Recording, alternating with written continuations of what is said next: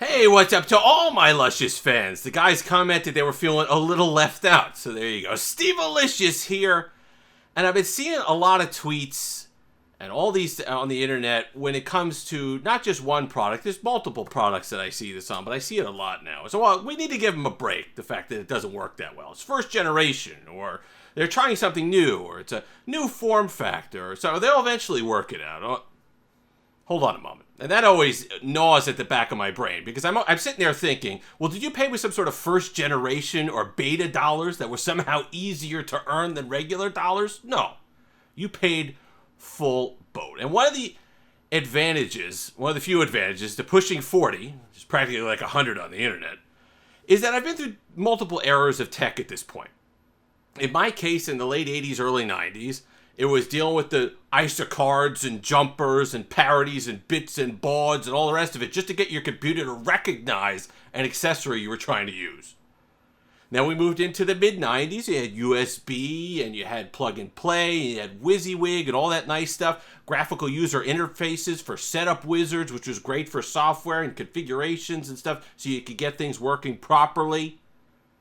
Then we've gotten to the point where we basically are today, where even grandma knows. She touches the picture of the beach ball and types into Google what she wants to know. And the last 10 years or so, especially in consumer electronics, it's been around longer for software and OS updates and all the rest of it. But in the last 10 years or so, consumer electronics and phones, we've been able to update them after release. And originally, this was a great idea because companies could say, well, hold on a moment. If we come up with a great idea 6 months from now, or a new feature that we want to add 6 months from now, we don't have to go around and push new units and make new ones and update all this firmware and all the rest of it. We could just, well, they're updating it, but we could just push these software updates and have all these devices have the new features, which is great. But there was a point when it turned over and it became, instead of just adding new features, it was, hold on now. We're not going to miss a ship date. We're going to send this out 70, 80% baked, and we're going to fix the rest of it after the fact. And that is just one too many products at this point. And it's not just consumer electronics and phones. You get a lot of this in games and stuff as well. Every game is a beta now. Every game is a beta. And they finally, people got tired of that and started catching on. It's like, oh, all these betas. And there's still bugs and flaws that are taking all this money. So now they call them alphas. Now everything's an alpha. Oh, you're playing an alpha. So it's even more, we get even more leeway as far as it being a disaster is concerned. But could you imagine, back in the day, John Dvorak, PC Mag, Walt Mossberg, Jim Louderback, Tech TV. You can imagine Stuart Chaffee and Gary Kildall sitting there with those people that they'd interview with the products and them doing the sales demo and the thing not working. Wouldn't happen. It would get panned. Things had to work. And companies back then in the 90s, the early 2000s, the 80s had two choices. They could either sit there, delay the product 6 months, a year. Some of those products disappeared. And if they didn't work, that was the proper place for them, the dustbin. Or they could release it. Reviewers would actually pan them because you're spending real money. And about 6 months later, you'd see him in the clearance bin at CompUSA. May she rest in peace. But that's the way it should be. That's the way it still should be.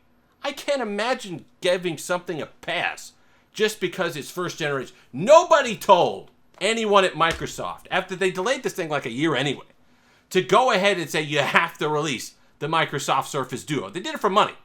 They took your $1,500, your $1,400. You can't type on this. That's a delay. That's a do-over. That's a how could you possibly release something where you can't type? 18 months later, not fixed. But you paid full price for this. Google, same thing. They wanted to push Android 12 out. Nobody told them they had to do that with the release of the Pixel 6. They could have said, oh, hold on a moment. We're going to wait a few months, get it right. They knew there were problems. The betas had plenty of problems. I used it. They ignored it, pushed it anyway. This was unusable for the first month. But my $1,600 or $600 was out of my account. Out of your account, too. Had to take my SIM out of this for a month. I just feel like we've gotten to this point where it's so commonplace for what these companies do that we accept it. It's okay. It's like, oh, well, they'll fix it later. Oh, it's first generation. Nobody told Google to reinvent their phone every year. Nobody told Microsoft to have this system where they were switching from Windows to Android and the digitizer was wrong and all the rest of it. Or all these other products. Nobody told you had to release your game. Why'd you do it? For the money.